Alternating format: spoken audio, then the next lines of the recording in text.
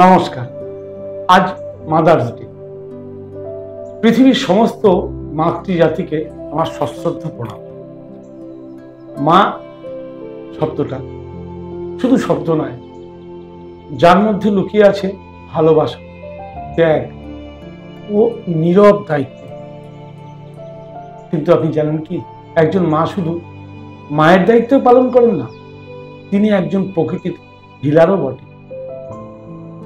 একজন মা তার সন্তানকে জন্ম দেওয়ার পর শুধু খাবারই নয়, জীবনের গঠনমূলক শক্তিও একজন মায়ের জন্য।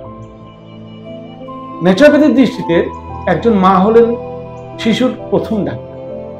শিশুর শরীর খারাপ হলে তিনি প্রথম অনুভব করতে পারেন।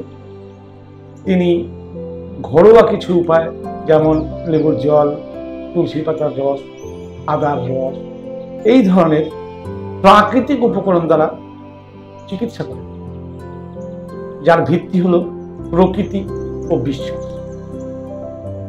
বাচ্চার শরীর খারাপ হলে মা কপালে জলপটি দেন, রাত জেগে বিছানায় বসে থাকেন। এই সহজ যত্নগুলোই কিন্তু শিশুদের রোগ প্রতিরোধ ক্ষমতা বাড়াতে সাহায্য করে।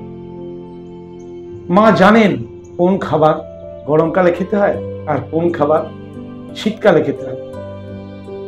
এটাই প্রকৃতির সঙ্গে তাল মিলিয়ে চলতে শেখার প্রথম মা, যার ফলে এটাকেই বলা হয় কিন্তু বৈদিক জীবনধারা।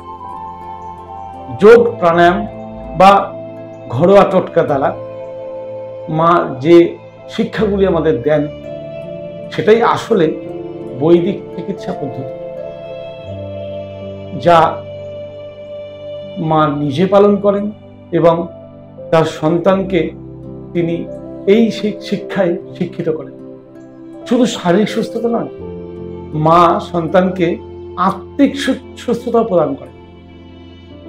তিনি তার শিশুকে পথ দেখান, ধ্যান, ভক্তি, নম্রতা, ভদ্রতা, এই ধরনের সংস্কারের মাধ্যমে মাই হলেন জীবনের প্রথম গুরু।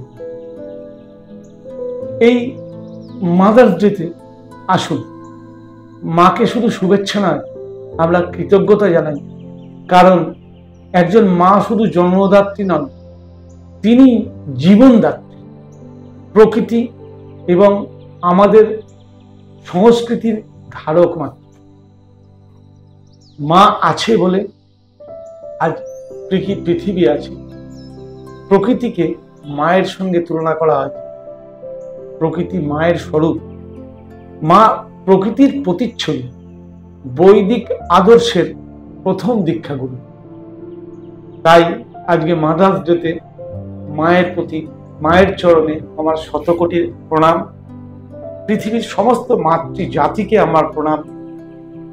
সবাই মায়ের প্রতি যত্ন নিন, মাকে শ্রদ্ধা জ্ঞাপন করুন। মায়ের আশীর্বাদেই আমরা আজ বড় হয়েছি। মা না চাইলে আজকে আমি এই জায়গায় হয়তো পৌঁছাতে পারতাম না। অতএব মায়ের আশীর্বাদ সবসময় যেন আমাদের মাথায় থাকে, এই কামনা করে আজকে ছোট্ট শ্রদ্ধাঞ্জলি আমি শেষ করলাম।